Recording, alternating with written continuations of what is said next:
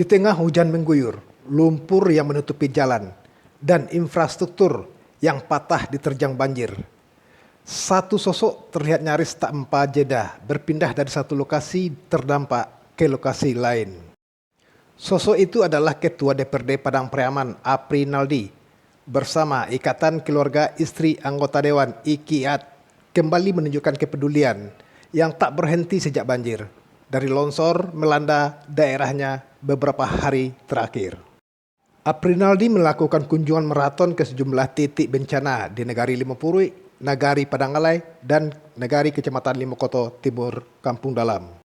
Tujuannya jelas, memastikan masyarakat mendapatkan bantuan, layanan dasar, perhatian langsung, dan memastikan kerusakan infrastruktur terdata dengan akurat untuk percepatan pemulihan, sembari menyerahkan bantuan sembako dan pakaian kepada warga dampak bencana. Nyonya Yona Aprinaldi mewakili IKIAT menyampaikan bahwa bantuan tersebut merupakan bentuk kepedulian terhadap nasib warga di daerah terdampak musibah. Kehadiran Ketua DPRD bersama Ikatan Keluarga Istri Anggota Dewan di tengah masyarakat yang dilanda bencana memberikan penguatan moral bagi warga. Dari Padang Pariaman, tim Minangkabau TV mengabarkan.